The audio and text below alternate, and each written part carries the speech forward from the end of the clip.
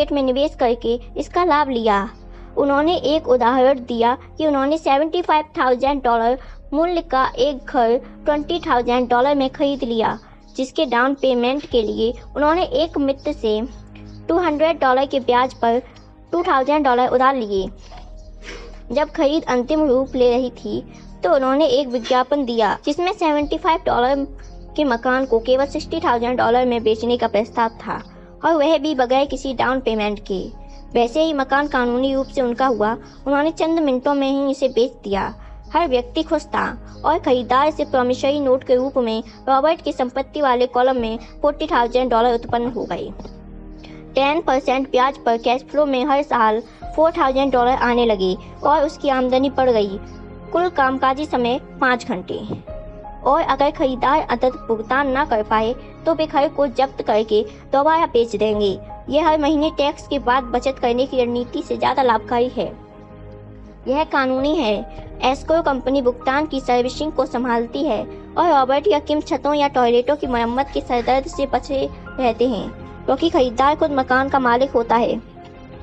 कुछ साल बाद फिनिक्स का बाजार उठ गया और अब वहाँ ज़्यादा अच्छे सौदे नहीं मिल सकते थे, इसलिए वे आगे बढ़ गए।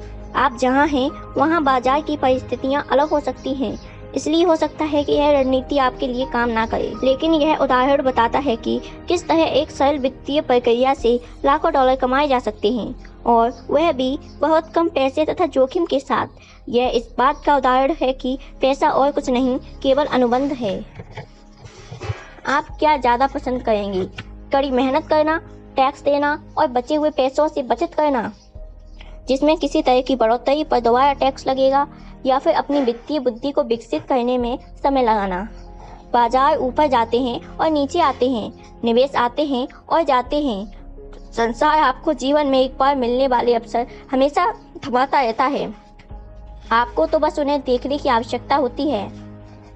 रॉबर्ट पोर्टलैंड ओरेगन में एक गए हुए बाजार में $45,000 में एक मकान खरीदने का उदाहरण देते हैं, जिसे उन्होंने बहुत कम मुनाफे पर किराए पर दिया था। लेकिन एक साल बाद बाजार में उछाल आ जाता है और वे इसे $95,000 में बेच देते हैं। होने वाले मुनाफे का निवेश में बीबर्टन ओरेगन के 12 यूनिट और $3 लाख वाले एक अपार्टमेंट हाउस में कर देते हैं। 2 साल बाद वे उसे भी बेच देते हैं और मुनाफे को फिनिक्स में 30 यूनिट वाली एक अपार्टमेंट इमारत को खरीदने में लगा दिया जाता है। यह अपार्टमेंट $8,75,000 का है। कुछ साल बाद एक निवेशक ने इसे खरीदने के लिए $12 लाख का प्रस्ताव रखा। यह उदाहरण बताता है कि किस तरह एक छोटी राशि एक बड़ी राशि बन सकती है। आप अपनी वित्तीय बुद्धि को जितना ज़्यादा विकसित करते हैं, जिसमें समय लगता है, आपको उतने ही ज़्यादा अवसर मिलेंगे। रॉबर्ट का दर्शन अपनी संपत्ति वाले कॉलम में बीज बोना है। छोटी शुरुआत करें और बीज बोएं। कुछ उगते हैं, कुछ नहीं उगते हैं। कुछ छोटे निवेशों से मिलियनों में बदल जाते हैं। रॉबर्ट और किम के पास एक स्टॉक पोर्टफोलियो भी है, जहां वे ज़्यादा जोखिम वाली निजी कंपनियों को खरीदते हैं जो सार्वजनिक होने वाली होती है। यह एक जोखिम है, लेकिन आप अपनी वित्तीय बुद्धि को जितना ज़्यादा विकसित करते हैं, जोखिम उतना ही कम हो जाता है। आप जितने ज़्यादा चतुर होते हैं, संभावनाओं को हराने के आपके अवसर उतने ही बेहतर होते हैं। कुछ लोग यह तर्क दे सकते हैं कि उनके इलाके में रियल एस्टेट में कोई सौदे नहीं हैं, लेकिन रॉबर्ट ने कहा है कि हर जगह बेहतरीन अवसर होते हैं, उन्हें तो बस लोग देख नहीं पाते हैं। ज़्यादातर लोग अपने सामने के अवसरों को पहचानने के लिए वित्तीय दृष्टि से प्रशिक्षित नहीं होते हैं। जब आप अपना वित्तीय IQ विकसित करते हैं और इसका इस्तेमाल करते हैं तो मज़े करने की याद रखें। कई बार आप जीतेंगे, कई बार आप हारेंगे, लेकिन हमेशा मज़े करें। हारने से ना डरें, क्योंकि असफलता सफलता की प्रक्रिया का हिस्सा है। निवेशक 2 तरह के होते हैं। फर्स्ट, जो किसी रिटेल आउटलेट से पेटेंट निवेश खरीदते हैं, जैसे वित्तीय नियोजक, और सेकंड, जो निवेशों का सृजन करते हैं, इन्हें पेशेवर निवेशक भी कहा जाता है।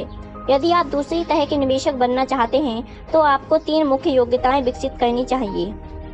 पहली, उन अवसरों को खोजें जिन्हें बाकी हर व्यक्ति नहीं देख पाता है। दूसरी, पैसे उगाएं। और तीसरी, चतुर लोगों को साथ रखें और अपने से ज़्यादा बुद्धिमान लोगों को नौकरी पर रखें। जोखिम हमेशा रहता है, इसलिए आपको इससे कतराने के बजाय इसका प्रबंधन करना सीखना चाहिए। बाएं गोलार्ध का पल। चतुराई से और सही समय पर निवेश करके छोटी राशि को बड़ी राशियों में बदला जा सकता है। दाएं गोलार्ध का पल। रॉबर्ट हमेशा वयस्क विद्यार्थियों को सिखाते हैं कि खेल उन्हें यह बताते हैं कि वे क्या जानते हैं और उन्हें क्या सीखने की आवश्यकता है। इससे भी ज़्यादा महत्वपूर्ण बात, खेल व्यवहार को परिलक्षित करते हैं। वे त्वरित फीडबैक सिस्टम होते हैं। शिक्षक की तरह लक्ष्य देने के बजाय खेल आपको एक व्यक्तिगत लेक्चर दे रहा है जो सिर्फ आपके लिए ही है। अवचेतन पल। हम सभी में जबरदस्त क्षमता होती है और हम सभी को प्रतिभाओं का वरदान मिला है, लेकिन जो एक चीज हम सभी को पीछे रोके रखती है वह है आत्मशंका। तकनीकी जानकारी का अभाव हमें उतना पीछे रोककर नहीं रखता है जितना आत्मविश्वास का अभाव रहता है। रॉबर्ट क्या कह रहे थे? अब सोच विचार करने का समय है। खुद से पूछें, रॉबर्ट इस उद्धरण में क्या कह रहे हैं और वे ऐसा क्यों कहते हैं। इस खंड में आपको रॉबर्ट के साथ सहमत या असहमत होने की आवश्यकता नहीं है। लक्ष्य तो यह समझना है कि रॉबर्ट क्या कह रहे हैं। याद रखें, यह पाठ्यक्रम सहयोगी और समर्थक करने के लिए तैयार किया गया है। दो दिमाग एक से बेहतर होते हैं। अगर आप रॉबर्ट की कही बात को नहीं समझ पाते हैं तो संकोच ना करें, समझने में मदद मांगें। हर उद्धरण पर बातचीत करने का समय निकालें जब तक कि आप इसे समझ ना लें। प्राय असल संसार में स्मार्ट लोग आगे नहीं निकलते हैं, बल्कि साहसी लोग आगे निकलते हैं। शिक्षक के रूप में मैंने पहचाना है कि बहुत ज़्यादा डर और अपनी क्षमताओं पर शंका ही इंसान की प्रतिभा के सबसे बड़े दुश्मन होते हैं। यह देखकर मेरा दिल टूट जाता था कि विद्यार्थी जवाब तो जानते थे, लेकिन उनमें जवाब के अनुरूप काम करने का साहस नहीं था।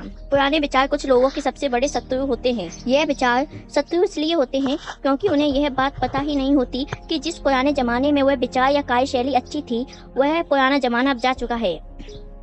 अमीर लोग अक्सर सृजनात्मक होते हैं और सुविचारित जोखिम लेते हैं। आप अपनी वित्तीय बुद्धि को क्यों बढ़ाना चाहते हैं? क्योंकि आप ऐसे व्यक्ति बनना चाहते हैं जो अपनी किस्मत खुद बनाता है। हम सभी के पास जो सबसे शक्तिशाली संपत्ति है वह है हमारा मस्तिष्क। यदि इसे अच्छी तरह प्रशिक्षित किया जाता है तो यह लगभग तुरंत ही भारी दौलत का सृजन कर सकता है।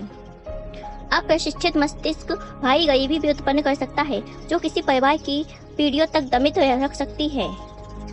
यदि अवसर बहुत ही ज़्यादा जटिल है और मैं निवेश को नहीं समझ पाता हूँ तो मैं इसे नहीं करता।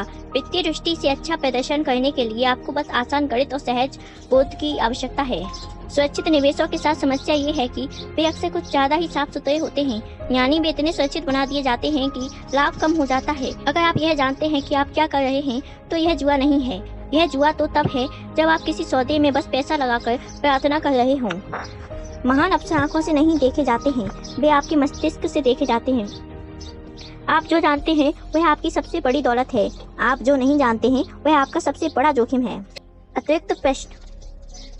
अब इस अध्याय में रॉबर्ट की कही बातों की समझ के साथ इसमें बताई कहानियों को खुद पर और अपने जीवन पर लागू करने का समय है। खुद से नीचे दिए प्रश्न पूछें और अपने अध्ययन साझेदार के साथ उन पर विचार विमर्श करें। खुद के साथ और अपने साझेदार के साथ ईमानदार बनें। आप जो जवाब दे रहे हैं, अगर उनमें से कुछ आपको पसंद नहीं आते तो खुद से पूछें कि क्या आप बदलने के लिए तैयार हैं। अपने विचारों तथा मानसिकता को बदलने की चुनौती को स्वीकार करें। प्रश्न 1। रॉबर्ट कहते हैं कि तकनीकी जानकारी के बजाय आत्मविश्वास का अभाव हमें ज़्यादा पीछे रोककर रखता है।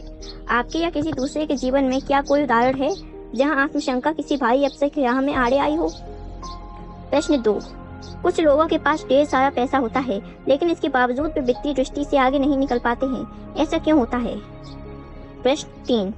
अब जब आपने अपनी खुद की वित्तीय बुद्धि विकसित कर ली है तो इसने ज़्यादा आसानी से यह देखने में आपकी कैसे मदद की है कि क्या कोई सौदा अच्छा है? प्रश्न 4।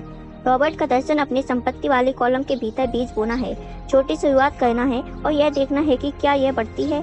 आप इस समय अपनी संपत्ति वाले कॉलम में कैसे बीज बो रहे हैं? अगर आप नहीं बो रहे हैं तो आप शुरू करने के लिए क्या कर सकते हैं? प्रश्न 5। रॉबर्ट 2 तरह के निवेशकों की सूची देते हैं, जो पैकेज्ड निवेश खरीदते हैं और जो निवेशों का सृजन करते हैं। आप किस तरह के निवेशक हैं? क्या आप इसी तरह के निवेशक बनना चाहते हैं? प्रश्न 6।